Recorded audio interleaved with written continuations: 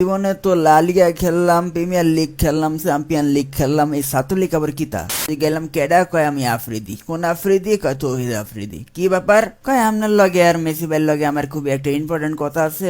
দেখ ভাই, তোরা দুইটা যদি আমার কথা ঠিক মতো না শুনস, তোর নাম কিন্তু জামাত শিবিরের খাতায় লেখা এলাম, তোরা কিন্তু একেবারে খেলার থেকে নিষিদ্ধ হয়ে যাবি গা।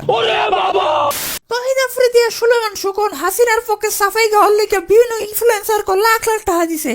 তো আপনারা কি কোনো টাকা পয়সা পাইছেন নাকি? আপনারা তো পুরো ছাত্র আন্দোলনে মুখ বন্ধ করে বই আসিলেন। না না আপা, ওইরকম কিছু না। আসলে আমরা ওই টাইমে খেলা নিয়ে প্রচুর বিজি আছিলাম, এই কারণে ব্যাপারগুলো চোখে পড়ে নাই। চোখে পড়লে অবশ্যই এই ব্যাপার নিয়ে আমরা কথা বলতাম। কিন্তু আমার যতদূর ধারণা ওই টাইমে আপনার কোনো ইম্পর্টেন্ট কোনো খেলা ছিল না। আর আপনার ছোট ভাই এনসো ফার্নান্দেজ তো 2-3টা পোস্ট করছে, আপনার তো একটা পোস্ট হইলো করতে পারতেন। কি আপনারা কি কোনো কারণে ভয় পাইছেন? না না, ভয় পাওয়ার কোনো প্রশ্নই আসে না, কারণ আমি 3 বেলা মাউন্টেন ডিউ খাই। তবে আমার এখন একটু লজ্জা লাগতেছে, কারণ আমি মেয়ে মাইশের সামনে তত একটা কথা বলতে পারি না। আপনি একটু রোনালদো ভাইয়ের কাছ থেকে ব্যাপারটা একটু জানার চেষ্টা করেন। আরে আমার লজ্জাবতী রে, এত লজ্জালে আপনি থাকেন কেমনে? আচ্ছা বাদ দেন।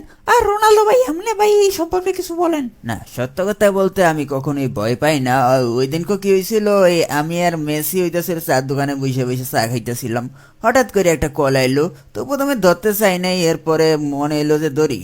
তো ধরার পরে দেখি যে ওই পাশ থেকে একজন লোক কথা কইতেছে, যে গেলাম কেডা? কয় আমি আফ্রিদি। কোন আফ্রিদি? কয় তৌহিদ আফ্রিদি। কি ব্যাপার? কয় আপনার লগে আর মেসি ভাইয়ের লগে আমার খুব একটা ইম্পর্টেন্ট কথা আছে। আমি কি কইবেন? কই আল্লাহ, মেসি আমার লগে আছে। কয় ভাই, আপনাদের এখন ছাত্রলীগের হয়ে খেলতে হইব, আপনারা এখন কোথায় আছেন? তো আমি কইলাম যে জীবনে তো লা লিগা খেললাম, প্রিমিয়ার লিগ খেললাম, চ্যাম্পিয়ন লিগ খেললাম, এই ছাত্রলীগ আবার কিতা? ওই পাশ থেকে ওই কইলো যে ভাই, এটা কোনো লিগের নাম না, এটাই তো চাইলো আমাদের একটা রাজনৈতিক দলের নাম। তো এটা শুনে আমার মাথাটা পুরাই গরম হয়ে গেল গা, ফোনটা দুপ করে কাটিয়ে দিলাম। তারপর হালাই আবারও কল দিল, তো কল ধরে আমি কইলাম যে ভাই, তোরা আমাকে ব্যাপারটা আসলে বুঝতে পারস নাই, আমাকে ডিমান্ড অনেক বেশি, তোরা আমাকে ওজন সইতে পারবি না। আফা এটা কোয়ার পরে ওই পাশ থেকে আমার হালার প্রতি দুইটা জাজিদা কইলো, এ হোকার পোলা, তুই কি জানোস আমাকে এখানের একটা ইউনিয়নের সহ সভাপতি প্রতি মাসে যা ইনকাম করে, তুই প্রতি সিজন ইনকাম করতে পারস না? বিশ্বাস করে না পাই, এটা শোনার পরে আমার বিচি বুচি পুরা লক হয়ে গেছে যে আমি কোন দেশে আছি ভাই। এখানে কি প্রদিক মরদিক খেললে আমার হোগারও টানে জায়গা 2 টাকা ইনকাম করতে, আর ওইখানে বলে সভাপতি আমার থেকে বেশি ইনকাম করে। ভাই রে ভাই,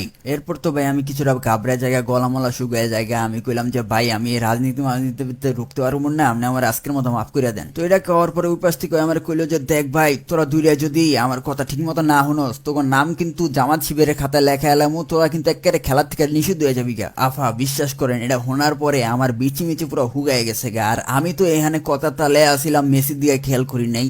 তো হঠাৎ মেসির দিকে তাকায় দিয়ে ওই পায়জামা আমার বিজয় পুরো হলুদ বানায় লাইছে। হে ভাই, মিথ্যা কথা কানকা ভাই, আমি খালি পোশাক বসে বাইগানে বসিনি, বলে দেবো কেমনি মিয়া? বেটা তুই বেশি কথা কইস না বেটা, তোর এই অবস্থা দেখে আমি সবচেয়ে বেশি নার্ভাস হয়ে গেছি গা বেটা। আরে হইছে হইছে, আর ক্যান্সাম করে নেই। এরপরে কি হয়েছে এরকম? এরপরে আপা আর কি আর কমু, আমাকে তো অবস্থা কাহিলা হুন্যা কি আর আমাকে বিচিমিচি ঠিক থাকে। আমরা তো পুরা আত্মগোপনের জায়গা, একেবারে ফোন টোন অফ মফ করিয়া। এরপরে আর অনলাইনে আহা হয় নাই, ফেসবুকে পোস্ট মোস্ট করা হয়নি স্টুডেন্ট গুলো ইয়া। আর এই কারণে যে নতুন একটা ঝামেলা, এখন স্টুডেন্ট আমাকে উপরে খেপে গেছে গা। ওই দিন শুনলাম মেসের বাড়িতে নাকি বলে পোলাপানি অ্যাটাক ম্যাটাক করছে, সেনাবাহিনী আমগুলো বাঁচাইছে। এখন আমরা কি করবো ভাই, আমরা নিজেরাই তো আসছিলাম ঝামেলায়।